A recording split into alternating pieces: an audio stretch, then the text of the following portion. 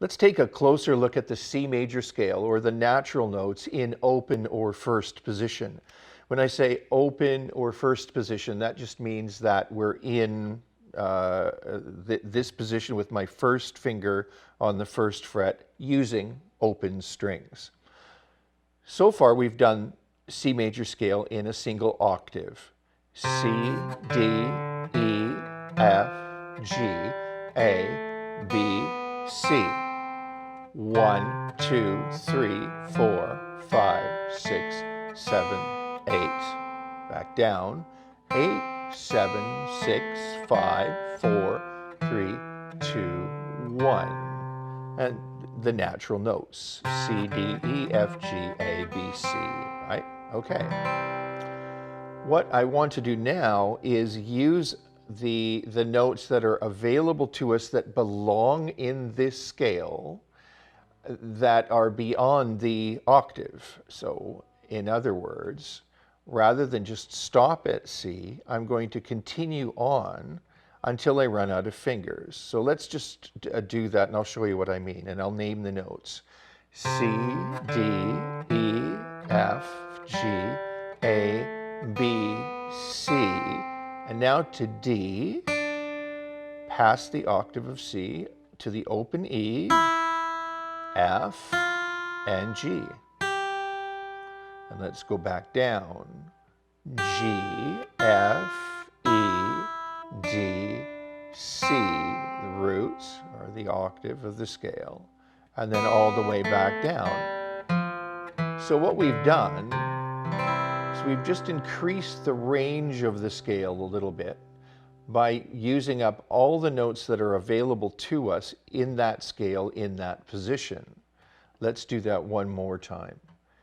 C, D, E, F, G, A, B, C, and then past C to D, to open E, to F, and to G. And back down. G, F, E, D, C, open B, A, moving back down to the root of C. Now let's go below the C and use the notes that are available in that position that are below the root. And they are C, B, A, G, F, and E. And then we want to move back up to the root. E, F, G, A, B, C.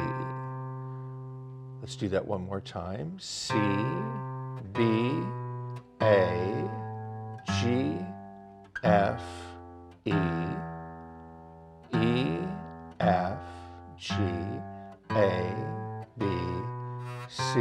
You'll notice that I'm always playing one finger for each fret, always staying in position. Baby finger doesn't get anything to do in this scale. All right. Now this is the way you should work at practicing this scale form. All the way up until you run out of notes in that position, and then all the way down until you run out of strings, and then all the way back up. Always move back up to the C, the root, the tonal center. Don't just stop at the E at the bottom, because it'll start to sound like you're in a different key. Always come back up and start and end on C.